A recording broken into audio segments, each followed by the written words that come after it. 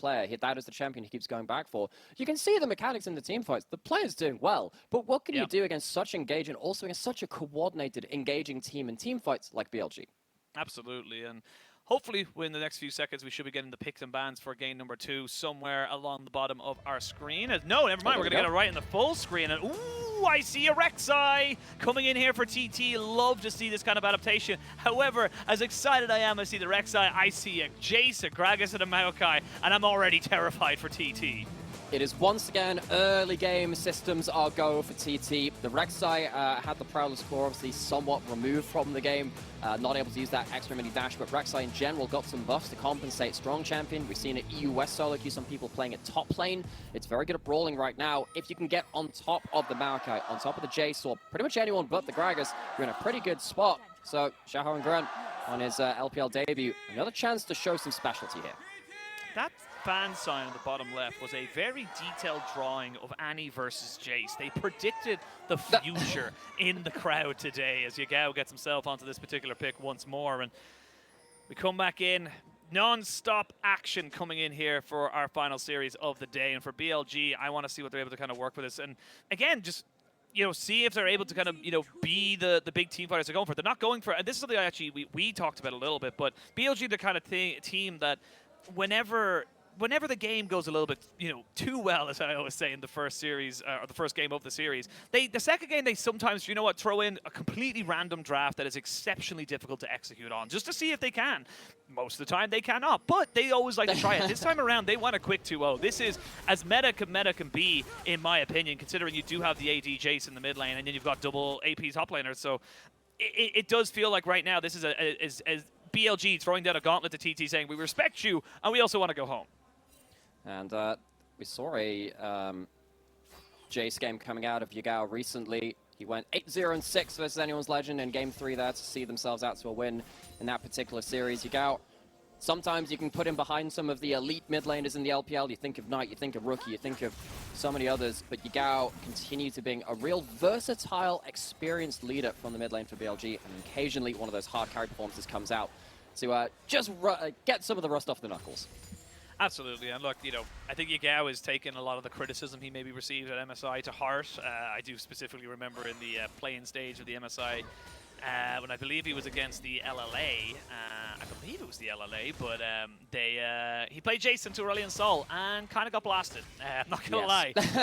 Did not have a good time on that particular pick, and I think a lot of people had questions considering how busted a lot of people were assumed the Jace could be for a lot of these teams. So curious to see that, or great to see that he's able to kind of take that criticism on, go off, do a little bit of practicing, get that practice tool out there, and just make this one work. And this is going to be the first Rek'Sai that we have seen in nearly a year. It was 2022 Leyen for RA versus LGD last year in summer, so not quite as long as some of the other picks we've had, but the Rek'Sai slowly but surely has been kind of having inklings of something that can come back into meta. I want to pick your brain as to why. Why are we now starting to see echoes of that champion coming back into pro?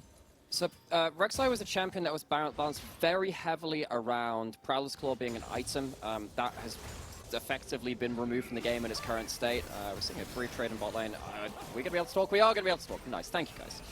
But because of that, we saw some real compensation buffs to Rek'Sai, particularly in her Q. When she's unborrowed, it scales off of AD now as well, and it gives you a lot more fury, so a lot more power and a lot more brawling potential. Topside, Hoya's going to have to brawl his way out of this one.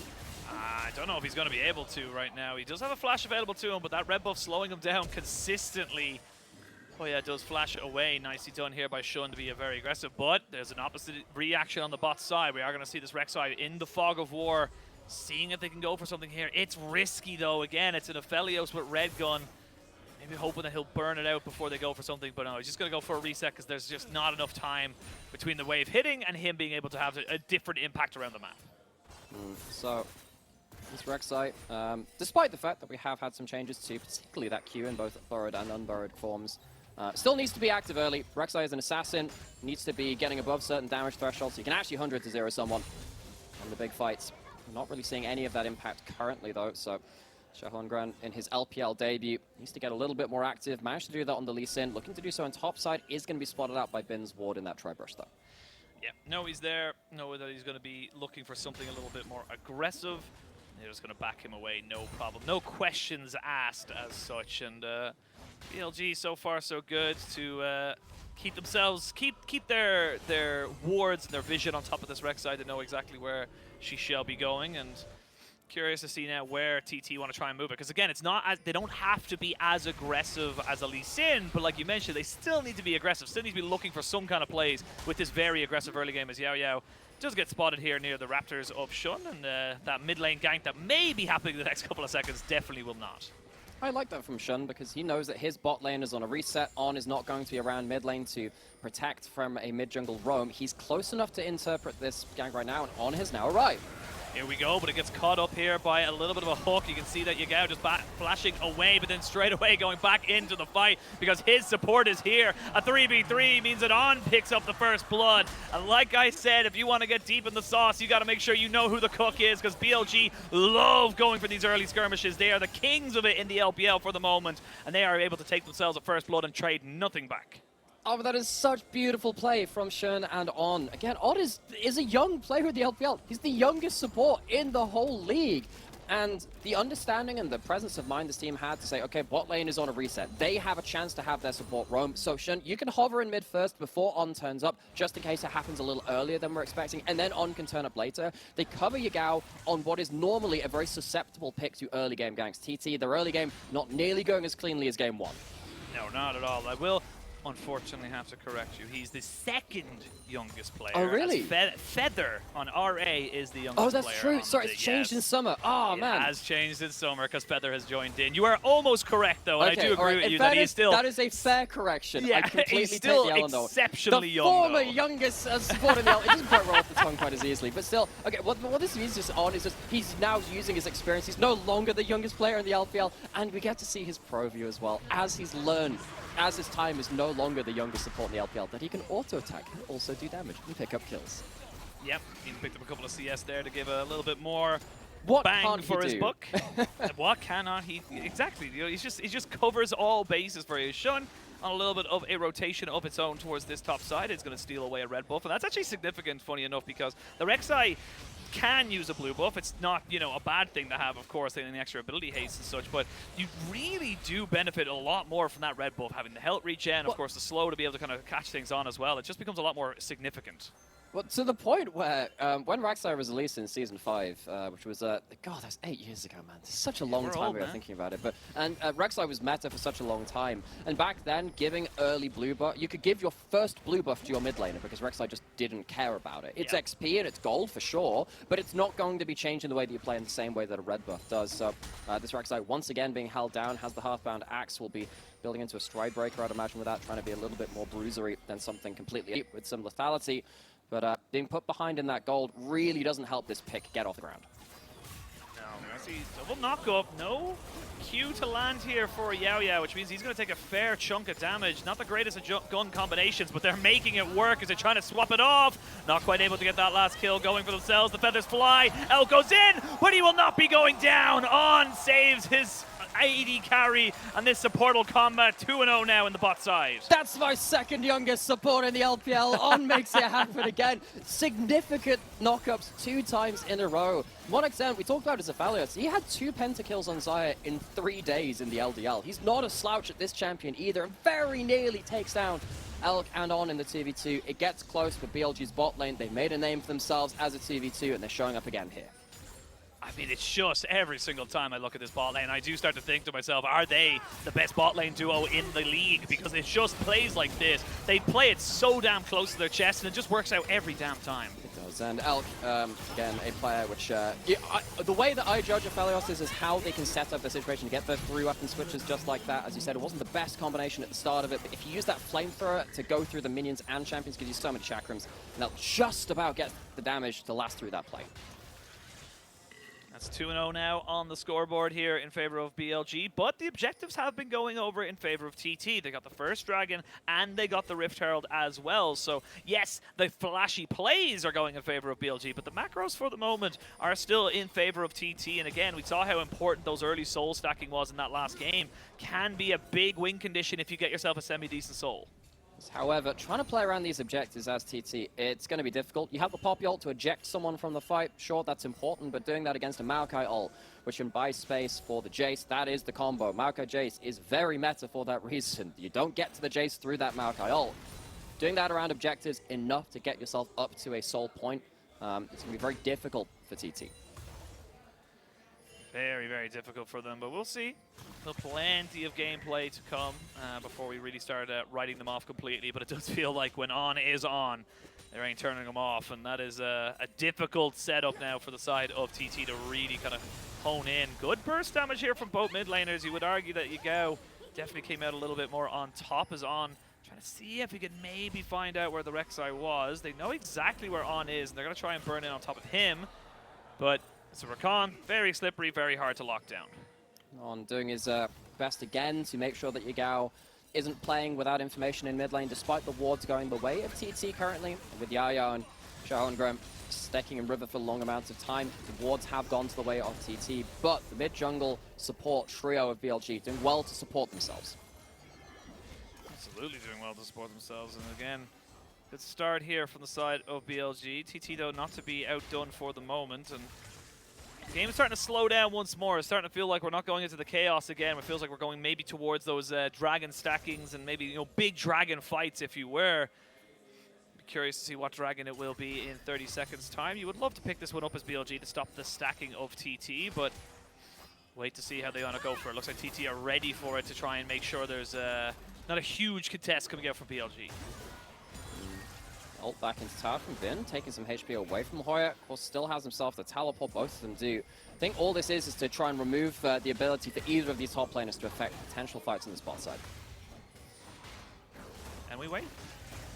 Top lane, throwing in a fair bit of handbags here, but with Bambi Cinders apiece, and no mana, to be perfectly honest, between either of them, it makes it difficult to really go for this. So unless we see some jungler intervention, don't think we'll be seeing much else happen here, but we might just see that. We'll see if Xiao Huangren just wants to throw himself over that wall. That ward is just about to die. Finally gets spotted out, but is he feeling confident to go in for it? No, he's not. He's just going to drop down this Rift Herald. I like it because it means he gets guaranteed gold, but it isn't into a Xayah. It's not into the Annie. It's probably one of the least impactful roles to kind of get it, but at the end of the day, gold is still gold. Gold is still gold, and it will potentially help open the map at some point. I mean, we've got to look at what weapons and what ability BLG have to throw towards this bot side. One extent has his ult. Can't imagine there'd be a dive threat there. So there's no cross map in terms of gold from BLG, but they do pick themselves up that dragon. As you said, being a soul stacking win condition, it's very hard to take these dragons away from BLG the later it is into the game. So TT giving up early dragons doesn't help them achieve a win condition through those. No, it really doesn't. Again, we see the Aphelios just kind of becoming the flavor of AD carries. They don't really care about anything else in the gameplay so far, but it does feel like when you have that Aphelios, you have just so many options. I think that's why we're seeing it be so popular, is that, you know, you touched on it a little bit earlier about how you judge a good Aphelios, how they utilize that gun combination, but it's the fact that it is gun combinations. It's the fact that you have to keep an eye out for the Gravitum, the Infernum, the, you know, the Calibrum and the Chakrams. There's so many different things that you have to keep an eye out for here as TT that it makes it the Aphelios just such a difficult champion to know how he's coming into the fight. Yagao doesn't have his mid jungle this time. Does not, and he's got bursted out. That's going to be a very easy kill there. Just cost the flash of the TT jungler, and a good response here from them in the mid lane to make sure that Yagao is just not getting a free farm. In case you were wondering why it was important that Shun and On were working very closely together to keep Yagao safe earlier in the game, that's why the Jace is not safe, and On is currently not safe either. He should be fine to get himself over the wall, as did have to pop his own heal to make sure he wasn't taken within lethal, but again, like you said, just that's the kind of burst power you have. You actually have so much one single target deep, CC, and two, just so much DPS between the Annie and the Rek'Sai. Becomes a very, very, you know, kind of difficult combination to back away from once you're caught.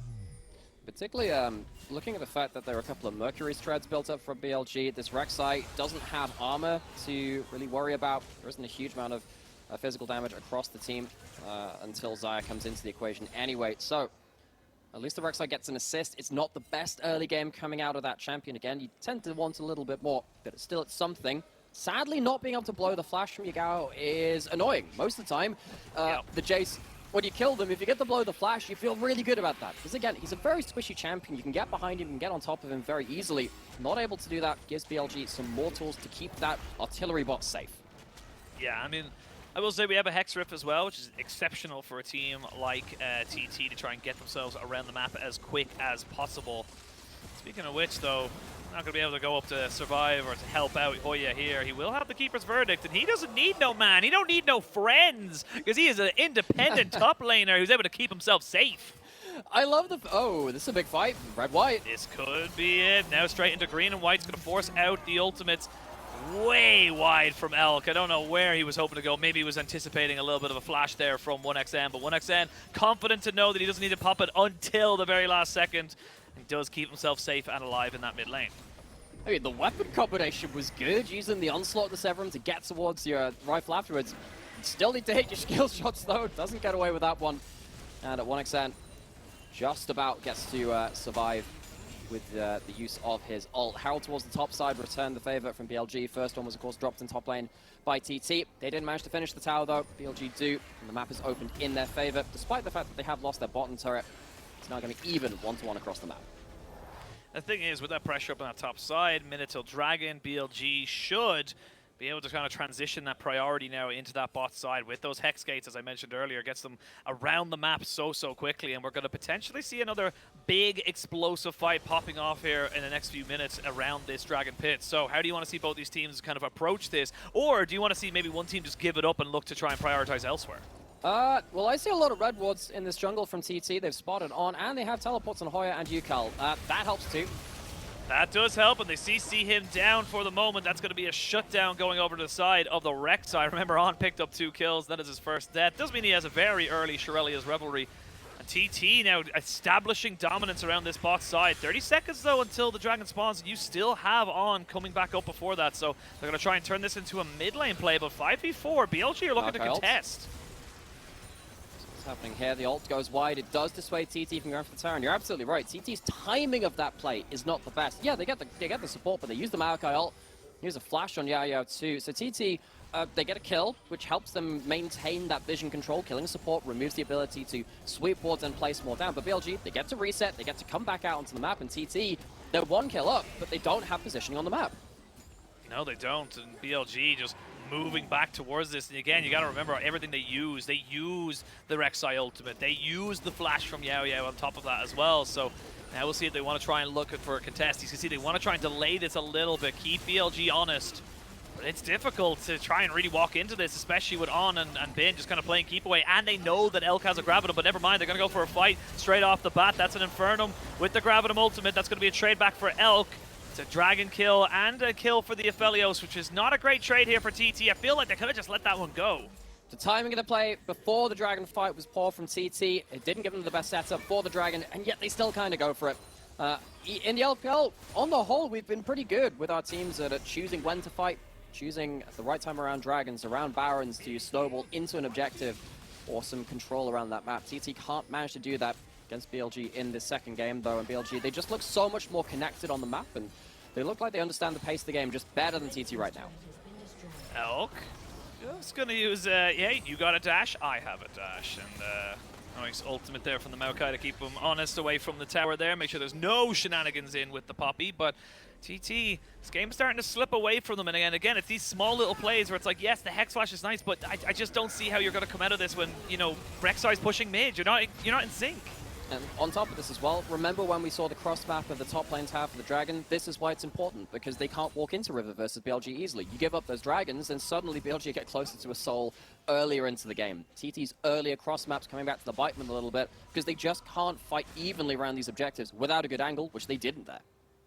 Absolutely, and again, like, I like the comp that TT have built for themselves. A lot of burst, a lot of, you know, kind of damage to be able to throw down onto someone like the Aphelios as quick as possible, but I feel like it needs Hoya to be at the forefront. You need that steadfast presence to stop someone like On and, of course, Bin from getting right in on top of your carries. So without him at the forefront of the fight, I just don't see this working out for the side of TT. But look, I've been wrong before. And in 3 minutes' time, Really? I imagine we're going to have another example. I've been very I have never wrong. been wrong in my life. I've never. It must be nice.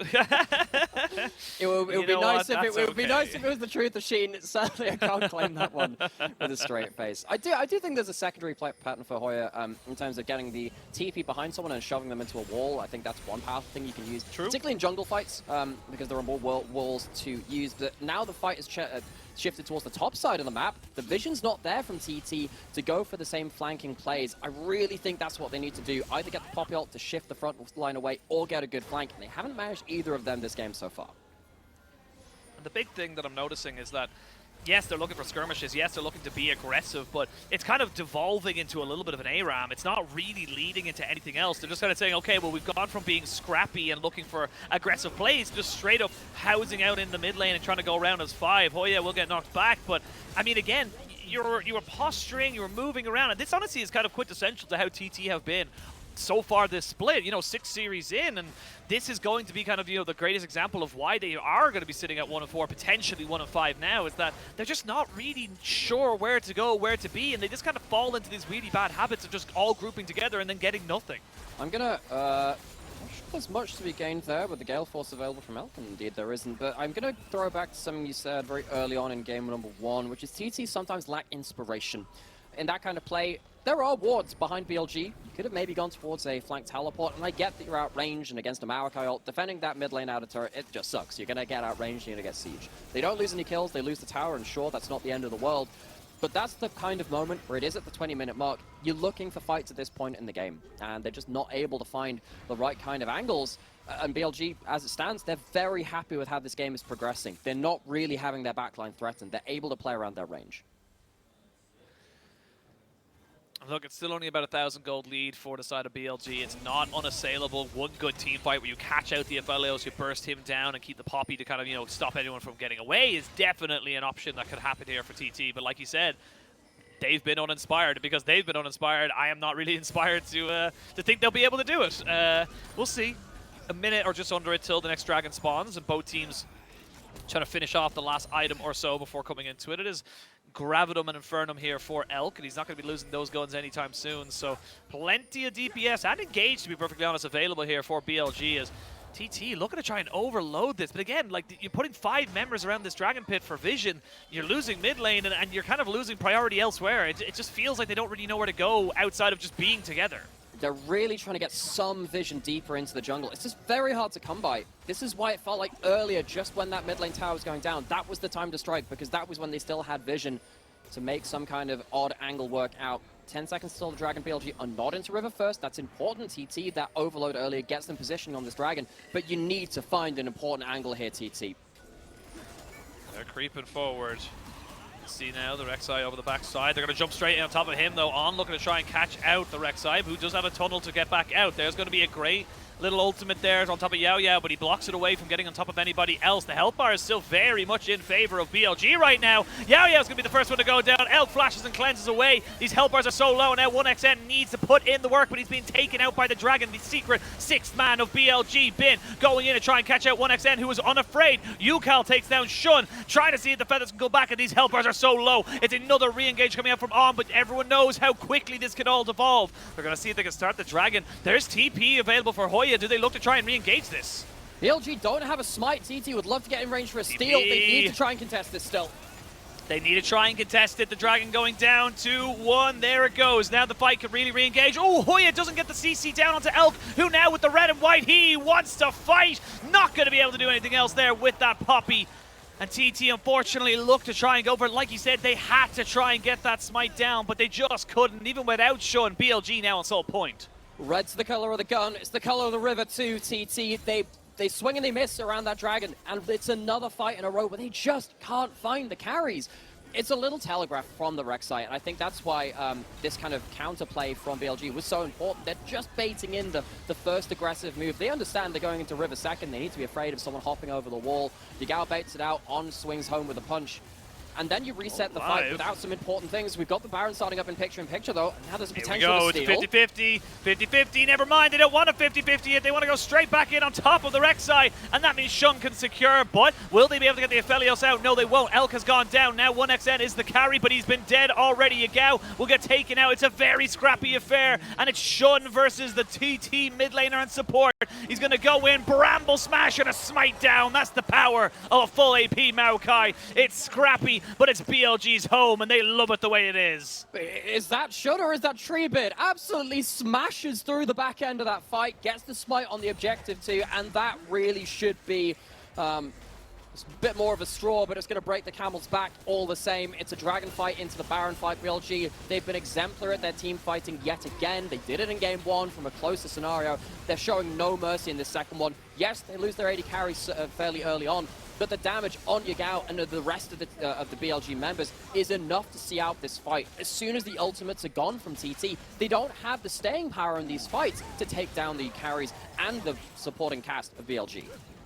Yeah, I don't actually think that Elk went back after the dragon fight because he had no mana. He had 0 mana for that fight, so I don't know. I won't be 100% on that one because we didn't obviously see the setup for it, but now coming in 25 minutes into the game, 5,000 gold lead. Dragon Soul point here for BLG, and yeah, you're going to be able to put down a fair bit of damage, but look at that. On doesn't care. On is chasing you.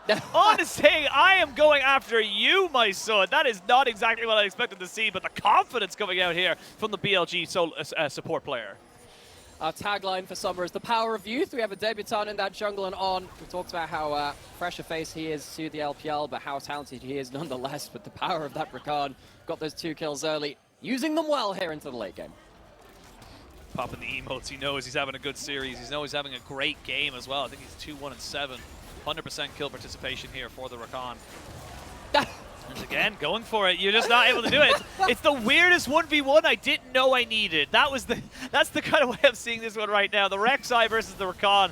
Exceptional to see now that On is just having such an incredible impact on this game. And like you said, just going from strength to strength really does feel like every other week we're kind of coming down. So it's, with BLG's roster, it started with Bin. Then it was coming in and saying Elk is a god coming out of MSI. And honestly, at the start of Summer Split, now 6 series deep, On has been exceptional. It does feel like we're kind of adding them to the roster and kind of saying like, oh, you know, this is now becoming a pseudo super team just in its own right because of these names. And here we go. They're going to try and get the keeper's verdict to try and knock out On, but he shall still get his man as Yao goes down to Yagao. And this is just getting harder and harder for TT. I don't think they can hold. Don't think they can. On tanks up the Poppy ult, keeps his carry safe. Bin doesn't have cast on the top side, but has a flash. He should be safe here. And TT, once again, really struggling to land any meaningful damage in these fights. They're getting body blocked. They're not reaching their targets. They can't even defend their inhibitor. No, and they're aimless. They're just running around kind of like headless chickens, figuring out where they can and cannot go. It just feels like a TT are just so lost in what they want to do and how they want to do it. They're trying to defend top, they're trying to defend mid. It doesn't matter if you go for something, even if it fails, as long as you all commit. I think that's the big thing that we always talk about, is that even if you make the wrong choice, if you all commit to it, it has a far likelihood of getting successful than it does if you don't commit to anything at all. And it does feel like a bit of a slow, inglorious death for the side of Thundersword Gaming. Gave it a good shot in game 1. Struggled to find their angles here in game 2. BLG, however, they're very good at cutting off those angles all the same. It's a bit of both on either side of it. See a Shadow Flame picked up for Shun. He wants to do more damage on that tree. Dragon has only 30 seconds left until it spawns. TT once again going back to this objective. They haven't managed to make it work at these objective fights before. They haven't really got the vision to make a clutch teleport behind the enemy team either. They've basically got nothing to work off of. They're still here anyway. They'll try and fight it straight down the front. They have 2 wards behind them. It might be. They have 2 wards behind them. Like, I mean, this is, again, they're kind of coming here to be here, but look at the mid lane, already pushing in. Look at top side, you've double TP available for BLG. BLG don't even have to go for this if they don't want to. That's the scary thing here. On just trying to bait out as many people as he possibly can. Baits out Hoya. We'll see them trying to jump in onto Bin, but he's already got himself a nice explosive cast. Have a drink on me, buddy. Shun gets up the kill onto Yao, who's unfortunately been a little bit of a pinata in this game. Hoya trying to see if he can go in there. The Rek'Sai can get over the wall. They do have vision on it right now. We're going to see a little bit of engage. Yagao there trying to see if he can maybe just wait. He's holding on. Shall not be killed a second time this game. There's going to be the Hex Soul now confirmed for BLG. This slows the damage. And now Yagao coming in to make sure he can make this fight work. Going to jump straight in on top of the AD carry and going to lose his GA. But 1XN, look, it's flashy. I appreciate the effort, but a triple kill for Elk shall be the icing on the cake of this BLG 2-0. Bilibili Gaming, start of the year, you might have pegged them as mid-table, maybe had some hopes for them, but they have well and truly blown expectations out of the water in spring at MSI and now in summer, sitting firmly at the top of the table. 6-0 going into their series versus JDG this weekend. You can't ask for better form than that. They are just waiting for this game to be over. They are waiting for one more KDA. Yagao with a big smile on his face. And that is BLG 2-0, making quick work of TT. We really have to revisit how we talk about these players.